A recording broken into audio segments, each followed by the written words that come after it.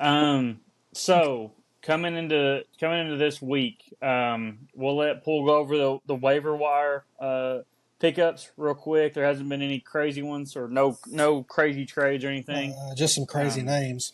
some crazy Yeah, I names, but mean, thanks, you can Q. go. So I actually had to look this dude's up. I didn't want to pronounce it wrong and redneck it here, but Q picked up Shamire DK, Titans receiver, off the waiver wire this week for $2. Cheek, you dropped um, Sean Tucker and picked up Johnny Smith, who had a pretty good week last week against my Bengals. And then Colton picked up Isaiah Davis and dropped Keaton Mitchell and Justin Fields. Yeah, gotcha. So coming into this week, we have a lot of teams close to the top, a lot of massive games. We have the Cardinals, Lions, Jags, Raiders, and Rams, and the Seahawks on bye. So there's a lot of teams with a lot of bye week trouble this week. We've seen some of them. It could be setting up for some big upsets. So what we can do is we'll just go into the first game here. It's going to be me and Jack. So I can kind of talk on this one first if you want. That's fine. We're facing some bye week trouble over here at Darth Vader. We got JSN, ETN, Ashton Genty, all on bye. Sam Laporta as well. That's why I had to pick up Johnny Smith. I don't know if it's going to cause me to lose this week, but it's going to make those starting projections a heck of a lot closer. Also, it's a matchup nightmare for me. I have a lot of red on the board there for defenses for my guys, but hopefully we can pull it out. Jack, we've talked about him already. He has the guys that can go off. You know, Quinshawn Judkins is only projected like 12.2. He's probably going to end up with 25. Mm-hmm. Mahomes has been amazing. He's playing primetime Chiefs football Monday night. So probably going to be one of those things where I'm up and it could end up him running me down with Patrick Mahomes. Not a ton of crazy stories going into this. Just some bye week trouble on my part. Jack still has Bowers and all them on bye as well. So going to be a typical storyline here, but bye weeks are going to wreak havoc this week. Yeah, like just following up on that, the only things I really have for this game, obviously, you having some of your best players out on bye. Both of your team's players have some difficult matchups as far as defenses they're facing this week. A lot of red and a lot of orange.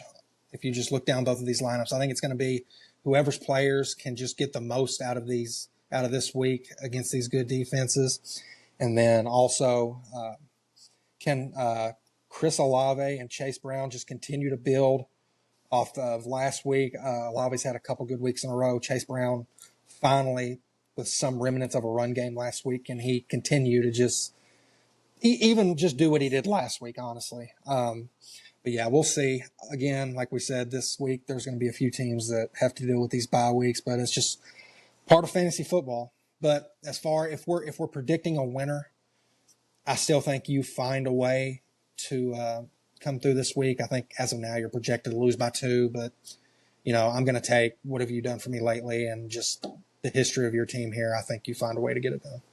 Yeah, I agree. Once I throw John in the lineup, I think I should be projected to win, but definitely not going to be a blowout. I don't think. No. So the next one I got is Grant and Dalton. You can go on to this one first, Pool. Okay. So just a couple bullet points for them. I think Grant just continues to roll this week. As I've said, I'm waiting for Dalton's team to show me something. It's just unfortunate that he has to play Grant this week. I don't know. That's really all I have for this game. I mean, I don't think Grant's got Amon-Ra out this week. Won't have Stafford, but he's got Josh Allen back. I just think he rolls this week. I think he scores 140 again this week. And I think there is a chance that Dalton could have a decent week, but I don't see him scoring 140 and being able to keep up with Grant. Yeah. My really only note on this one is try not to get doubled up, Dalton. Yeah. I just, unfortunately, just one of those things where you're going to a juggernaut and off a loss, and it's just going to be one of those things where it's going to be a big, big mountain for Dalton to try to climb to win this one. Yeah. Next is Garrett and Q. So we've talked about Q. He is bye week heavy as well this week. Mhm.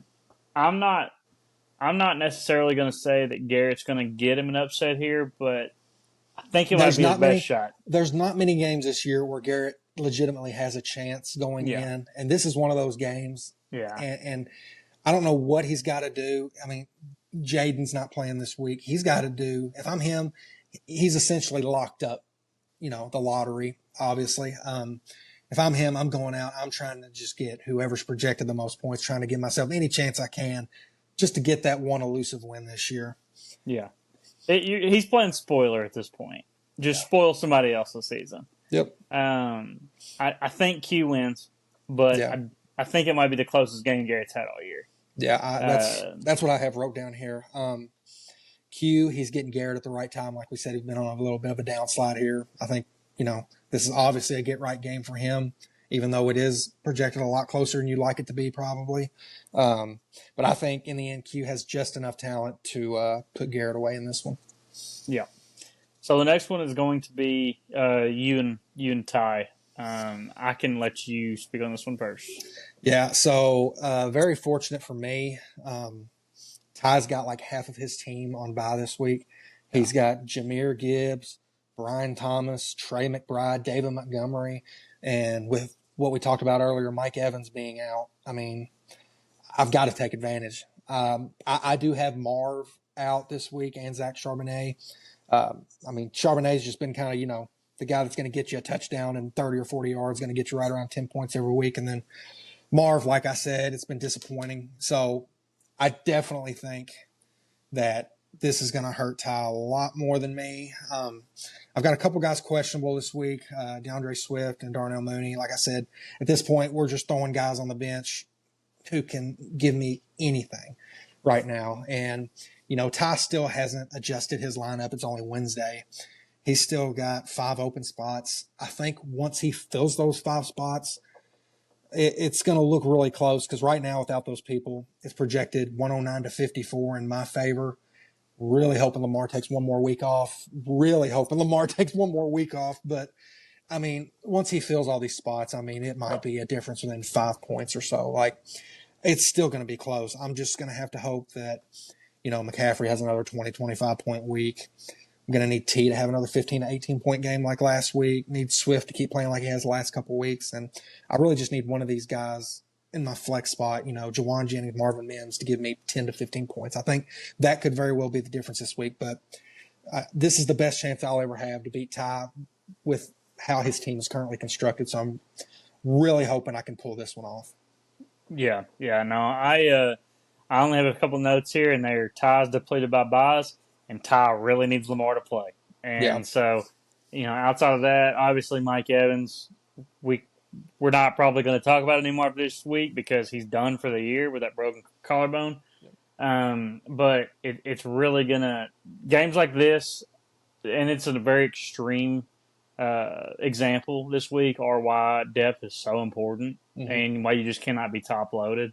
And I actually do think you get the win this week. I need Lamar to play in another league. I don't know if he's going to, but regardless, I just don't know if Ty has the depth to make up for 5 missing key starters, which I don't really know anybody that does. Yeah, exactly. And then the last one's going to be Colton Jake. I like I said, my other phone died with a sleeper app on it. Really, this is kind of a normal matchup here. It's kind of you line them both up week 1 or week 6 or week 10. It's going to be who do you think's better on paper, and I just think Colton. Colton's a better team right now, and so Colton's going to try to build on last week. Obviously, scored in the 160s last week, and he'd love to put it together again. But he's playing Jake, and Jake also coming off a win. Would like to get 2 in a row because I do think Jake may be fighting for the playoff spot a little bit more than Colton at the end of the year. But I don't see Colton losing this game. Yeah, I feel the same way. The only notes I have, kind of like yours and Grant's matchup, there's a lot of tough matchups for both teams as far as the defenses they're playing this week. A lot of red, a lot of orange. Just going to be another instance where who gets the most out of their players in those matchups. The one thing for Colton, Nico Collins and A.J. Brown are questionable as of now. I think A.J. Brown's going to be good to go, but they're saying Nico Collins might be doubtful with a concussion. So that might come into effect. I'll have to find someone to take that spot. But, yeah, I think, once again, I think Colton, if it's you, Grant, and Ty in the upper echelon, those top three, I think Colton's right there at 4. I think he's got enough star power here to easily pick up another win this week. All right. All right. Well, I guess the last thing we got to do is it's kind of a surprise here, but you have any kind of guesses on what you think's going to happen this week? Any crazy, predictions or anything like that? I can go with mine first. Just team league wise, I don't think we see a single team score over 145 points this week. Really? I think it's going to be a low scoring week.